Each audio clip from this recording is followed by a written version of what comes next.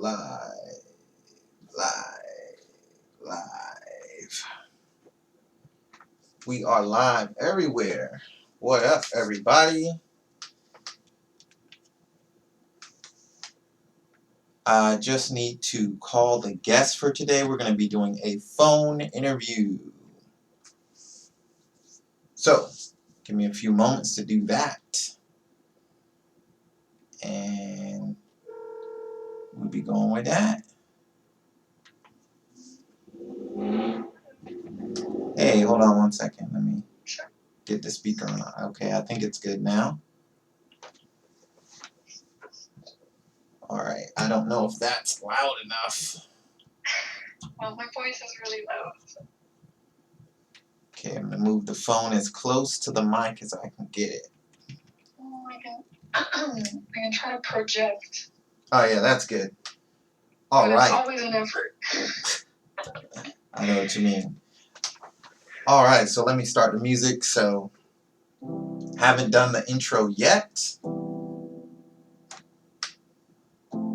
Alright, welcome to Shalom's Unsnobby Music Hobby Podcast, where we play live music and talk about all kinds of different things. Where today we're actually going to be talking about home buying tips for new home buyers, or I guess maintenance for people who already have a home and things like that. So any kind of stuff like that.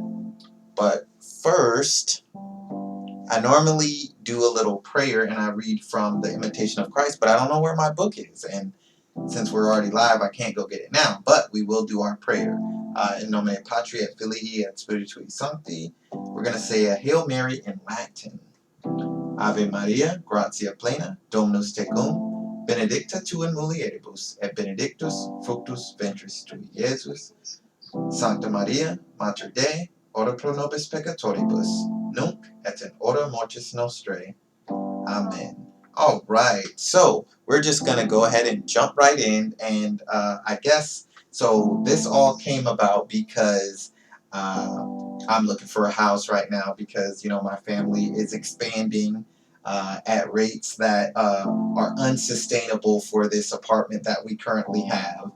And there was just a lot of, you know, I told you about it. And well, first, I guess if you could give a rundown of who you are, because you haven't actually, you've been on my old podcast, which has been lost to the internet archives, but you haven't been on this current one. So if you could just give us a quick, I don't know, elevator pitch rundown of who you are, how you know me, stuff like that.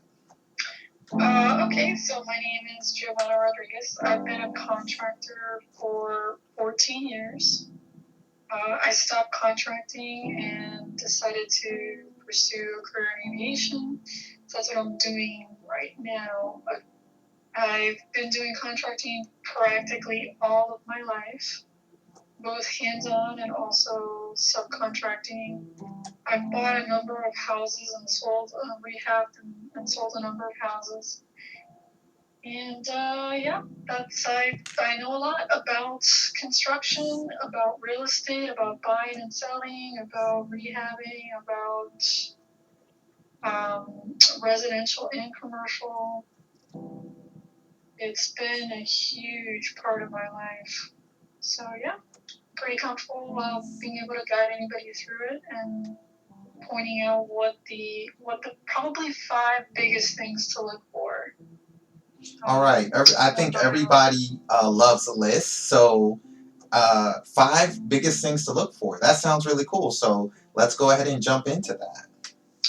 Okay, so let's begin with the roof, because if you don't, you're buying a house, so you want to think of a house as buying a pair of shoes. There's high quality shoes. There's really cheap shoes. There's shoes that if they get too hot or too wet, they fall apart. Well, houses are the same way. They're built out of the same material as shoes are built. The better shoes are going to be built out of better material. They're going to have real wood and things like that. The cheaper shoes are going to have imitation products, a lot of plastic, and things that might look good at first glance, but they just don't have the wear and tear. They're not going to last in the long run. And you need to know the material has a shelf life and it has a useful life. So when you're looking to buy a house in those 5 things, what those 5 things are made out of is gonna make or break the house, because those are the biggest money pits that are the biggest out of pocket expenses that you're gonna have throughout the life of the home. Okay, All right. so roof is one of them, right? Roof is huge. Okay, roof is huge. There's 2 things you want to look for if for those of you that are interested in townhouses. One of the biggest innovative things that were going on back in the 80s was this fireproof board. It was this they sprayed this chemical on the plywood, and it was supposed to be a fire retardant product. Some houses might still have this around the fireplace on the roof, and some of them in between houses. If you buy a house that's connected to another house or a twin home or something like that, that's really, really popular right now because the cost of construction has gone up, it could have this fire rated board. And what you need to know about that is that that chemical changes the molecular structure of the wood. And what happens is it turns it into a potato chip. So when you step on it or an animal steps on it, you come right through the roof, and you're going to have to replace the roof, not just the shingle part, but the actual wood that holds up the shingle. So that's a big, big thing that you need to look at when you're looking at a house, because if it does have that, you want to get that or all the pieces that basically you're gonna have to re-roof. So every house that has that next to another house or a townhouse or a twin home or something like that, or around the fireplace, that whole section needs to be removed. So that's a big thing. Don't buy the house if it's got that and they're not willing to remove those boards and put regular plywood down. The roofs they could be probably the single most expensive thing on the house to have done out of pocket, because if you have a townhouse or something that's sort of straight up, then you don't really have a lot of surface area, so it doesn't cost that much. But still, you're buying a new pair of shoes. You want to buy a new pair of shoes, as close to new as possible, because houses are disposable. You're going to have to dispose of that roof and put a new roof on. So try to get a roof that's about a year or two old. If it's older than that, if it's 5, 6, 7, 10 years, just ask them for a new roof. You'd be surprised what you get before you close. A lot of people are open to putting a new roof on. Okay, so like the fireproof thing, that's really only like a joined house, like connected house kind of problem, or is that a thing with single family units too? It could be around the fireplace. I mean, it was this big thing. I mean, equate that to the Chinese drywall. That's about how bad it is. Wow. So it was a big thing in the 80s. They were like, because the code said that if you had to have like a 3-foot wall or something like that, or a 2-foot wall, which is really dumb, because that's not going to, if one of the units is on fire, it's not going to prevent the flames from jumping over. Right, that makes sense, yeah. It's just, something the city decided to do. But it's a terrible idea. Anytime you spray something on and it changes the molecular structure of something else is going to go bad. Okay, yeah, that definitely makes sense.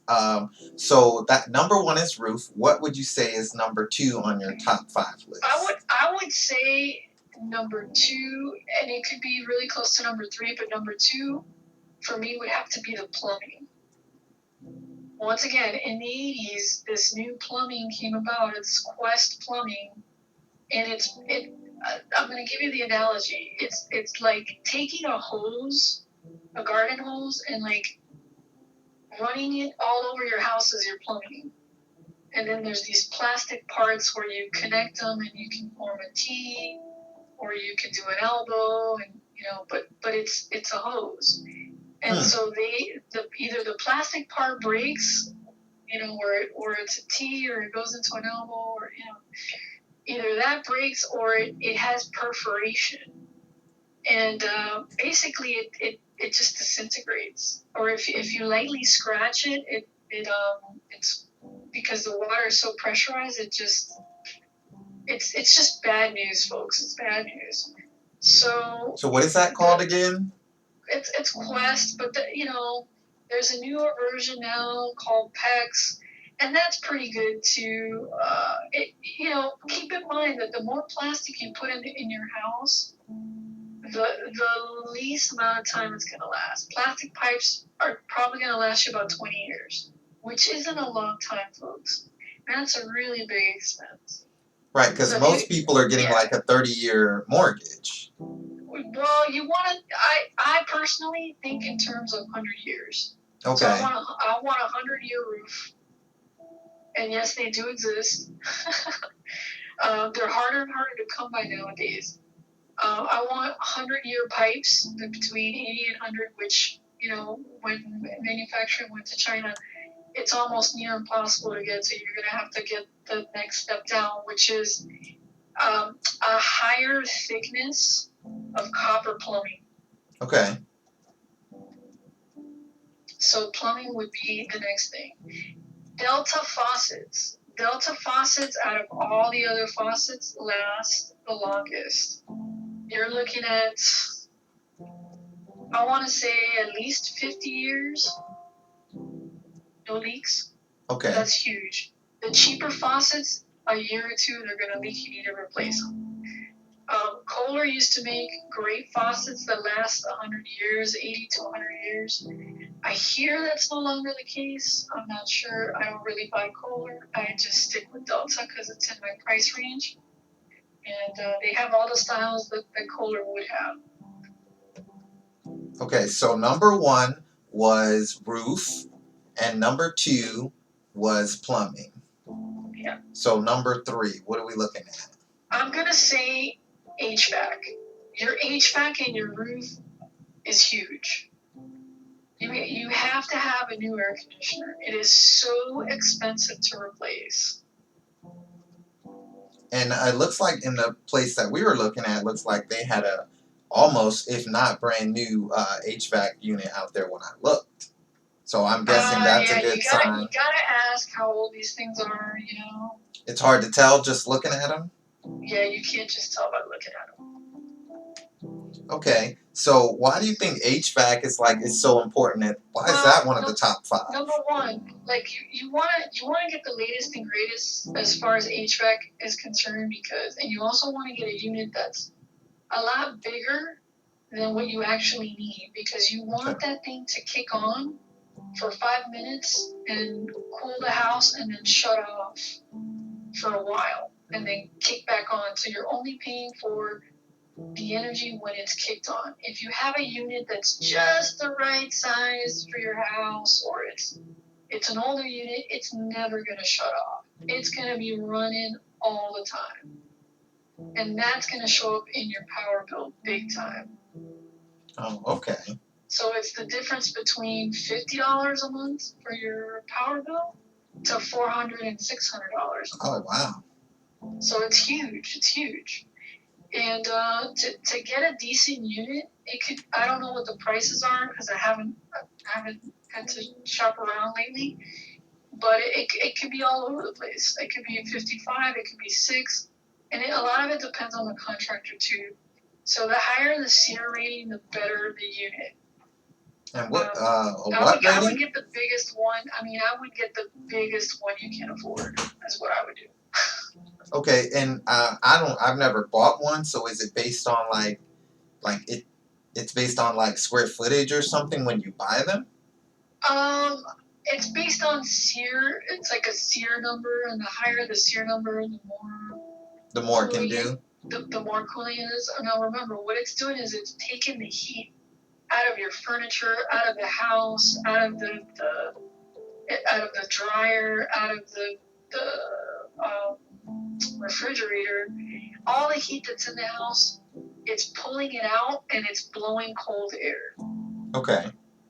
So you want, I mean, I don't know about you, but I like it Arctic cold. I want icicles to form, and I want it in 5 minutes, and I want it to shut off. Once it gets that temperature, I want it to shut off. That makes sense. So we got number 1 is roof. Number 2 is plumbing, and number 3 is HVAC. So let's go ahead and talk about number 4. Well, number 4 would be the kitchen and the bathroom. If your kitchen is not up to date and you don't have really good appliances, you're not really buying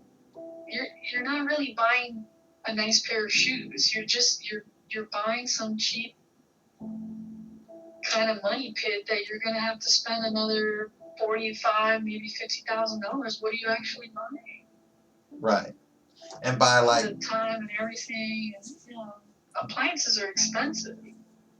Okay, by like kitchen, you just mean everything that is normally in the kitchen, like fridge, oven.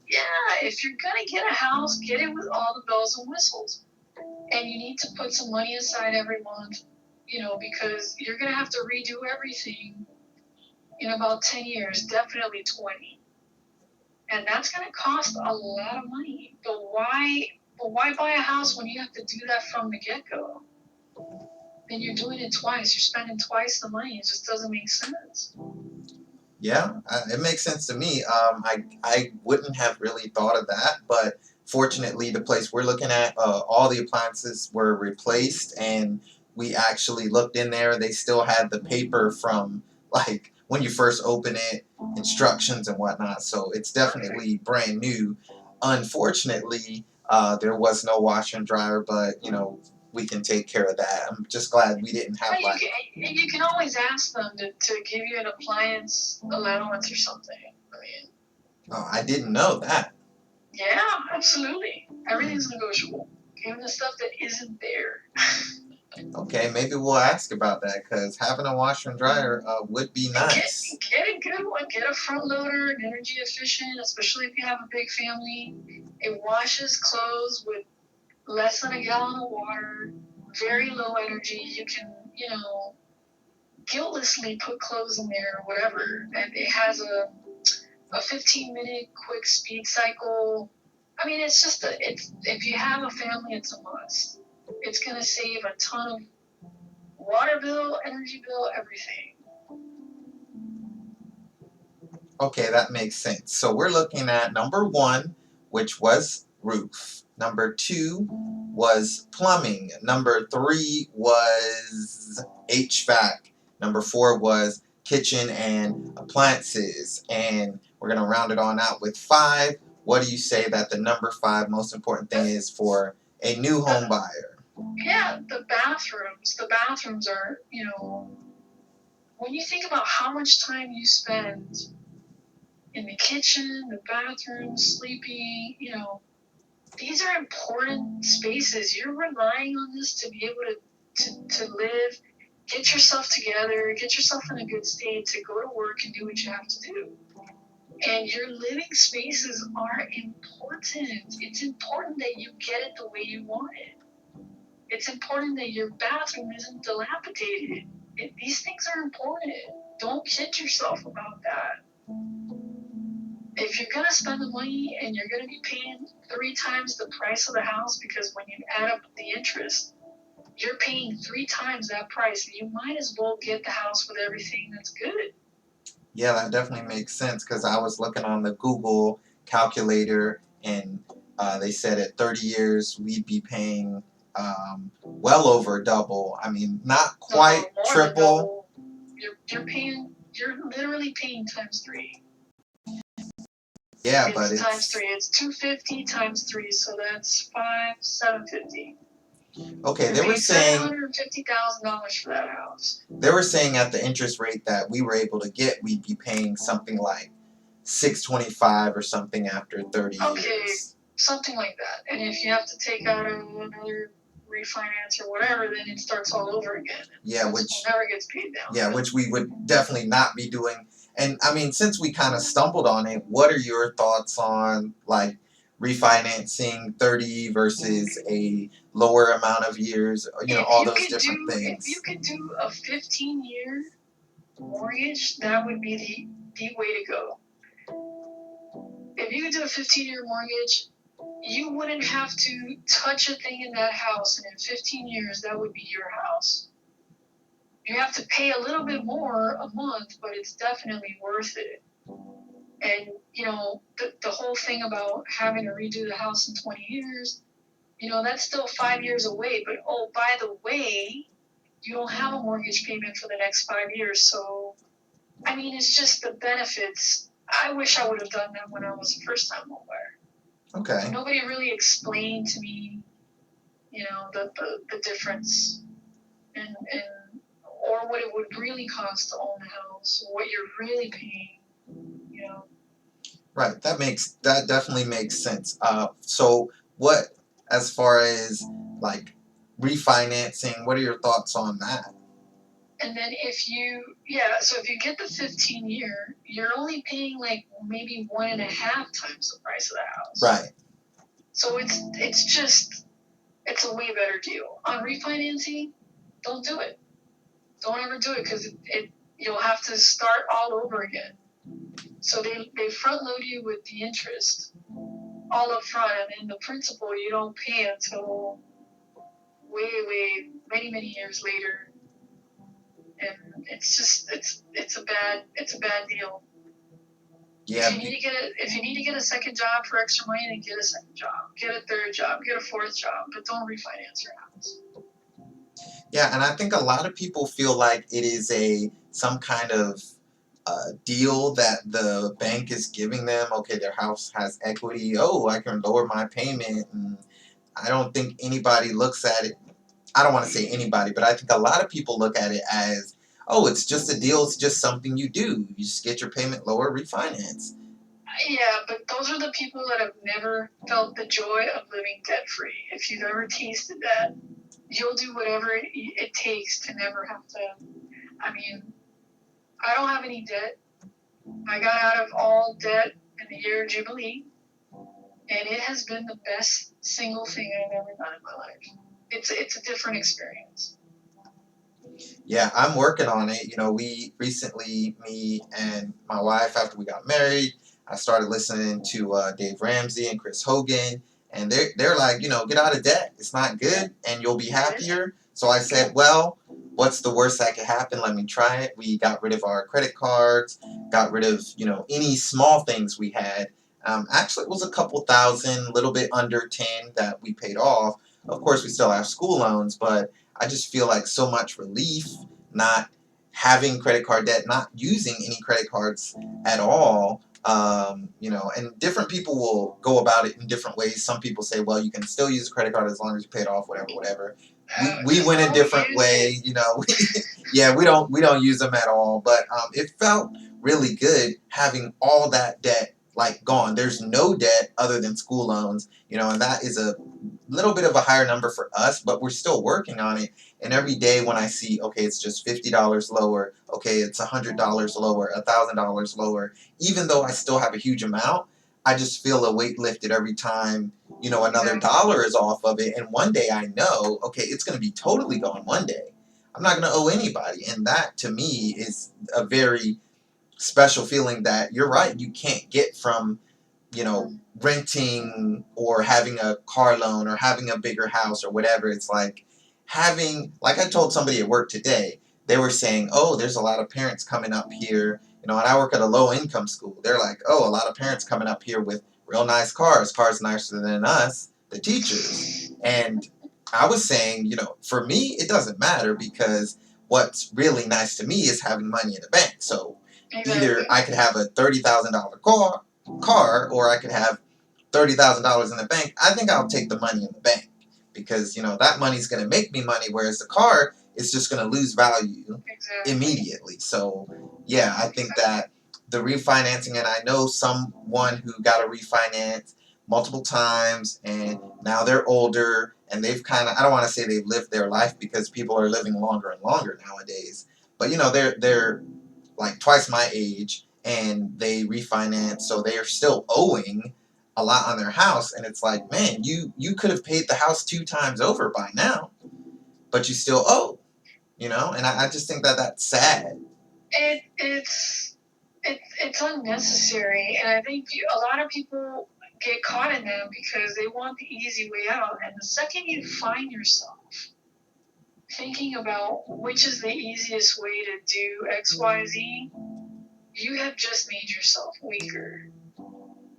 It isn't about finding the easy way out. It is about making smart decisions, because these decisions are going to affect the way you live your life for the next 30 years or 60 years or however many times you decide to refinance your house, which I think is a terrible idea, by the way.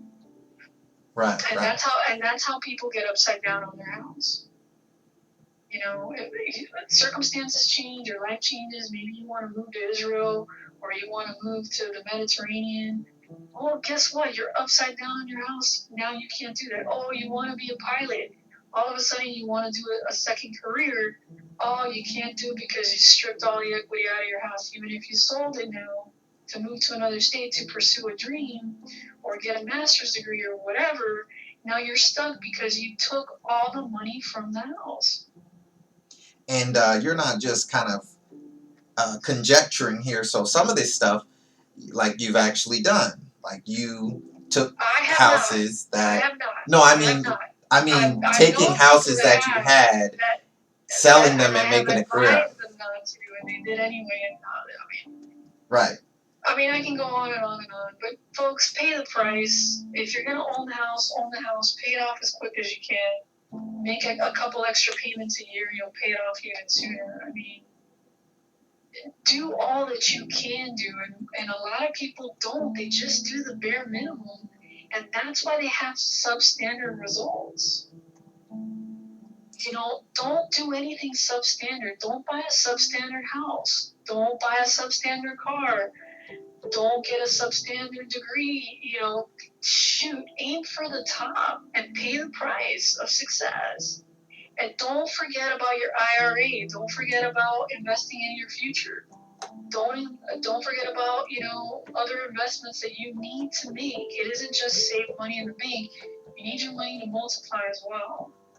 So you need to pick up some skills on what it is, what vehicle you've chosen to multiply your money. You can't just your income is such an important part of your life that you can't live without it, that you can't just leave that up to somebody giving you a job somewhere. That's just too important. So you need to be learning. If it's the stock market, you need to learn the stock market. You need to get a practice account. You need to be reading all of Warren Buffett's material, and whoever else out there is doing really well, what they're doing, how their strategies are going. Get yourself a mentor. If it's real estate, the same thing. There's a ton of wrong ways to do things, and there's usually only a few right ways to do something. So if you can just find out what the few right things are, there's no way that you're not going to have success. We are biologically programmed to succeed. Everything in the universe wants you to succeed, but you have to fill yourself with the knowledge. That's what you have to do, and then you gotta formulate a plan and then put it into action and practice it and ease your way into things. Makes sense. Makes perfect sense. So, any final thoughts, questions, comments, concerns? I don't know. Anything else you wanted to let people know before we kind of sign off? Yeah, I would say seek advice in anything and everything that you want to do. Seek advice from a professional. It doesn't have to be somebody that you pay. Sometimes it does have to be somebody that you pay. But you're better off getting the right information before you make a 30-year or 15-year commitment or make the largest purchase of your life that's going to dictate the quality of your life. So definitely get the home inspection. Definitely talk to your contractor friends and ask them. Definitely get somebody else to look at, is this a good area to buy? Does this area appreciate? Things like that. You buy the house thinking that you're going to stay there for the rest of your life, and really, depending on the area, it could be a 2-year turnaround. Like DC is a 2-year turnaround area. I know Hampton Roads is a 2-year turnaround. Most people, heck, in Miami, people switch jobs in under 6 months. It just depends. You have to pretty much follow the money and make sure that if you do buy a house somewhere, it's where people want to buy the house. If you need to make a quick sale, you can. Things like that. Those things are important. So real quick, you mentioned like making sure the house is in an area that appreciates, and how do you find out something like that? Really easy. You go to the tax assessor's website. Every city has one. And wherever the house is, you look up by the property address, and you can see the assessment per year. And you can go as far back as when the house was built. Some areas do not appreciate. You need to know these things. This is how you can be upside down in your house very, very quickly, because you will owe. Say you've been paying for the past 5 years. Well, guess what? You've only been paying, if you got a 30-year mortgage, you've only been paying interest. It's like you were renting the house. It didn't touch maybe 1% of the principal, not Right. really. So this is how you can be upside down. If the market isn't really going up, you might not be able to get, depending on which cycle of the market you bought the house, you might, it costs money to sell a house. It costs about $20,000-$25,000, maybe more. You got to pay the realtor fees. You got to sometimes help out with closing costs. You need to get it spruced up. These things cost a lot of money, and you could be upside down if you get something in an area that doesn't appreciate and you bought it at the wrong time. All right. Well, I think that was great information that maybe some people really needed. I definitely needed it, and of course appreciate everything. We were texting back and forth when I'm trying to figure out what's the right thing to do, because I've never bought a house before, and I think the vast majority of people out there haven't bought a house before. So there's like people who've bought a house or multiple houses, and there's people who haven't bought any, who's just rented, and a lot of young people who are, coming out of college, coming into a job, whatever, they've never owned a house. So there's stuff that you just won't know. Just like if you've never, I don't know, ridden a bike, there's stuff you just won't know. So I think that, yeah, areas that won't appreciate are because of the school district. School districts, if Virginia Beach has top 3 schools, anything around that school is going to appreciate drastically. okay. It's all about the school district. It's all about the school district. Interesting. So that's what drives up the real estate. And it changes every year. So it moves around. Like maybe, it'll be Chesapeake that'll be better than Virginia Beach. It just depends. But that's you can go. I think it's SOL. You can look at that online, and they're ranked by test scores. I had no idea. I'm a And teacher, and I that's didn't why know. Norfolk doesn't appreciate, because Norfolk doesn't have. Nobody's going, oh yeah, I can't wait to get my kid into XYZ school in Norfolk. Very true. They don't perform. I know, because I teach there.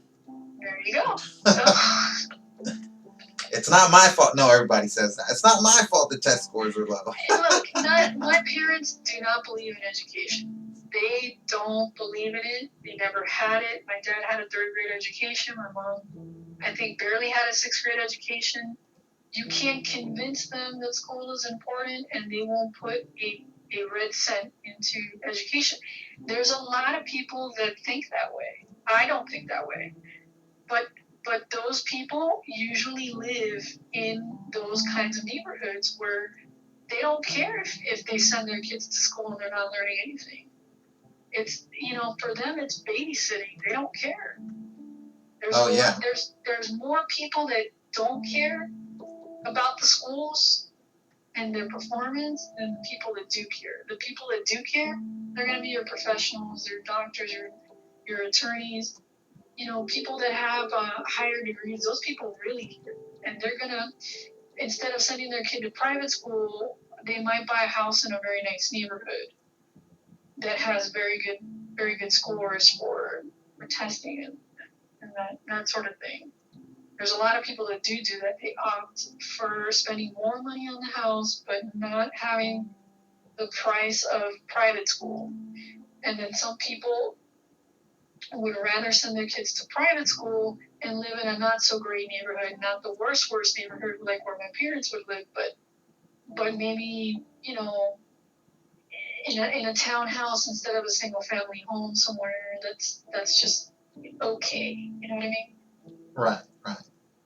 Okay, well, lots of great information, and I really appreciate you coming on the podcast and letting everybody who might be listening live or whoever might listen or watch later on the recording know about these 5 tips for home buying, which we said were, to go over again, was the roof is very important, the plumbing, HVAC, appliances, and of course all the major rooms that you're going to be living in. You want to make sure everything is top notch, and you want to pay, whatever is top dollar that you can afford to get the best of the stuff that you want, because you might be there 15, 20, 30 years. You want to get $100 value, not $100, 100 years values worth out of whatever it is you're buying in a home. And then you were also saying try to, put extra payments, pay it off early, because then you'll have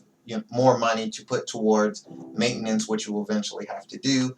And we talked about lots of other stuff. If you guys want to hear that, then you can go rewind and listen or watch again. In the meantime, in between time, this has been Shalom's Unsnobby Music Hobby Podcast, and I was here with Giovanna, and that's pretty much it for today. I don't have my Imitation of Christ book. I usually read that every time. I don't know where it is. I got kind of razzled before I started the podcast today, so it is what it is. I was listening to Imitation of Christ before you called, so. Oh, yeah. So I read it every time on the podcast. So if you're not a listener, Giovanna, you should be, because in my opinion, and I am biased, it is a great podcast. So, well, thanks for having me. But one more thing. If you do want to do a show for the bigger homes, people that are ready to buy their gigantic nice mansion, then we'll do a show on that, because the stuff that's a lot different. Oh, okay, yeah, that sounds like a regular starter home or a regular home. Yeah, that sounds like a really good idea. So that's pretty much it. We'll just do another quick prayer before we get off. We'll do another Hail Mary in Latin. Nomine Patri et Filii et Spiritui Sancti. Amen. Ave Maria, gratia plena, Dominus tecum, benedicta tu in mulieribus, et benedictus fructus ventris tui, Iesus. Sancta Maria, Mater Dei, ora pro nobis peccatoribus, nunc et in hora mortis nostrae. Amen. Nomine Patri et Filii et Spiritui Sancti. Amen. And this has been Shalom's Unsnobby Music Hobby Podcast. Find me I know it's a funny name, but no one else has it, so it kind of worked out perfectly. If you search on any podcasting platform, you will find my cartoon face. Also, search sdcason.com. All my links of everything I do, and I do lots of different stuff. It's there on that website, Sigma Delta, CASON.com. Check it out. In the meantime, in between time, stay holy, my friends, and God love you. All right, thanks for having me. Yep. See you next time. Bye. Bye.